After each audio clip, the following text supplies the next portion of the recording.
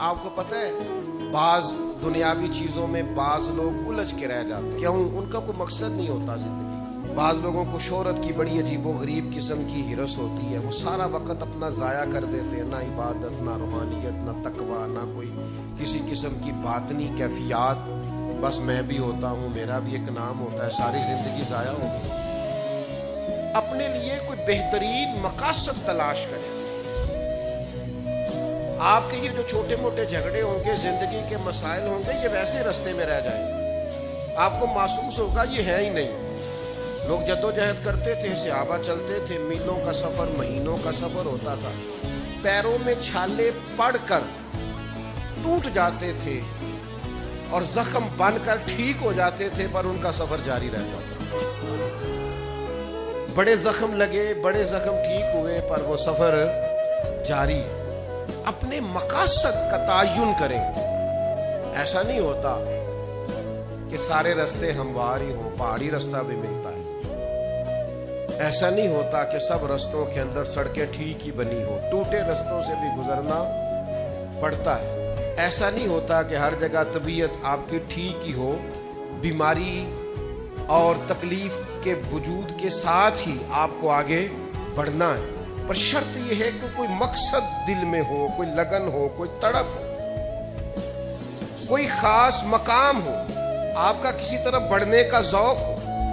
میں دیکھتا ہوں ہمارے ہاں بہت سارے لوگ ہیں دینی دنیاوی کام کرنے والے، لیکن کوئی خاص مقصد نہیں ہوتا، اس کے پیچھے کوئی ترجیحات بڑی نہیں ہوتی، اس کے پیچھے ان کے کوئی بہت بڑا فلسفہ کار فرما نہیں ہوتا۔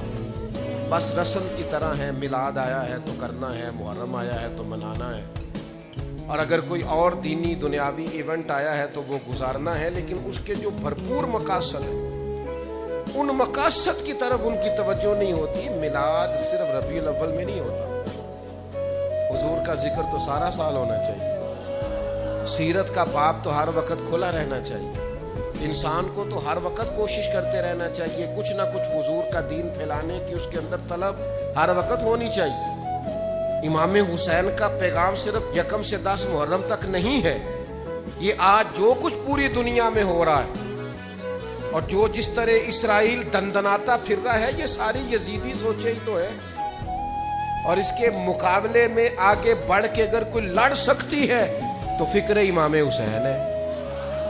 جو کچھ آج پوری دنیا میں ہو رہا ہے، اگر ہم نے اپنے بچوں کو صحابہ کی وہ جدوجہد سکھائی ہوتی، امام حسین کا فلسفہ بتایا ہوتا، تو کبھی بھی ہمیں کسی اور ڈیبیٹ کی ضرورت نہ رہتی۔ یہ خود بخود بتاتے ہیں کہ اصل حق کیا ہے، اصل میں آگے بڑھنا کس طرح سے ہے، لیکن ہم نے سمجھا ہے کہ 4-5 دیگوں سے امام حسین کا ذکر مکمل ہو جاتا ہے، ایسا نہیں ہے۔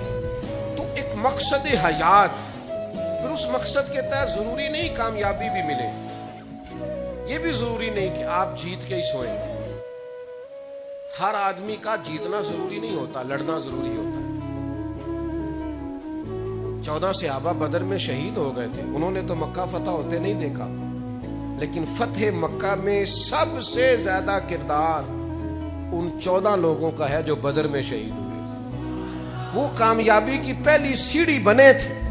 جو 70 صحابہ احد میں شہید ہو گئے تھے، انہوں نے مکہ فتح ہوتے نہیں دیکھا میرے دوستو، انہوں نے وہ بلندیاں، وہ عروج، وہ بڑے بڑے مال غنیمت کے ڈھیر انہوں نے نہیں دیکھے۔ جو اسلام کے پاس بعد میں قوت آئی، دولت آئی، وسائل آئے، وہ انہوں نے نہیں دیکھے، لیکن حضرت امیر حمزہ کا خون کبھی اسلام میں بھلایا نہیں جا سکتا، حضرت عبداللہ بن جہش کی دعائیں بھلائی نہیں جا سکتی، حضرت سعد بن معاذ کا جذبہ بھلایا نہیں جا سکتا، حضرت مصعب ابن عمیر نے اس طرح جان قربان کی تھی کہ آخری وقت کفن بھی پورا موجود نہیں تھا۔ تو کیا بھلائے گی تاریخ ان لوگوں کو؟ اسلام کا جھنڈا پورے طور پر پوری دنیا میں اس طرح سے لہراتا بظاہر نہیں دیکھا، لیکن ان کی قربانیاں بھلائی جا سکتی؟ تو کوئی مقصد تو بنائے۔ ساری زندگی کوئی رب کی عبادت کرے، ایک سجدہ بھی معاذ اللہ کسی بت کو کر دے، پچھلی ساری عبادتیں کارت چلی گئی، مشرک ہو جائے۔ ایک منٹ کی بھی ملاوٹ دین برداشت، سمجھوتا کیسے کر لیتے ہیں لوگ اصولوں پر؟ نہ کریں سمجھوتا، آپ ذرا کھڑے ہونا سیکھیں، آپ تھوڑا ڈٹنا سیکھیں، آپ تھوڑا اپنا مورال بلند کریں، آپ کا کوئی سٹیٹس ہونا چاہیے، کوئی معیار ہونا چاہیے۔ اپنے مقصد پر کبھی بھی کوئی سمجھوتا نہیں ہو سکتا، نہیں ہو سکتا۔ تو ایک تو اصولوں پر سمجھوتا نہیں، دوسرا دھمکیوں کی پرواہ نہیں۔ زندگی جو ہوتی ہے نا، اس نے بہرحال ختم ہونا ہوتا ہے۔ تو اگر کوئی شخص اپنے نیک، جائز اور دینی مقصد کے راستے میں دھمکیوں کی پرواہ کرنے لگ جائے، وہ خیال ہی نہ کرے کہ میں دین بیان کر رہا ہوں اور پھر 2-4 باتیں پوری ہوئی نہیں اور وہ ڈر جائے، تو وہ کمزور پڑ جائے گا۔ 1 2 4 5 منٹ کے اندر بلیک میل ہو جاتے ہیں لوگ، کوئی برداشت ہی نہیں کر پاتے، نتیجے اس کے ٹھیک نہیں نکلتے۔ یہ کام بھی کفار نے کیا۔ نبی پاک علیہ السلام نے اعلان نبوت کیا تو سلسلہ جب آگے چلا تو ایک ٹائم ایسا آیا کہ ساری برادری اکٹھی ہو کے جناب ابو طالب کے پاس آ گئے۔ یہی چچا تھے جو حضور کی ہر حوالے سے طرفداری بھی کرتے تھے، حمایت بھی کرتے تھے۔ وہ آئے، آ کے جناب ابو طالب سے کہا کہ یہاں تو آپ اپنے بھتیجے کو منع کریں، وہ ہمارے معبودوں کو برا بھلا کہہ کے ہمارے جذبات کو ٹھیس پہنچاتے ہیں معاذ اللہ، یہاں پھر آپ تیار ہو جائیں ہم سے جنگ کرنے کے۔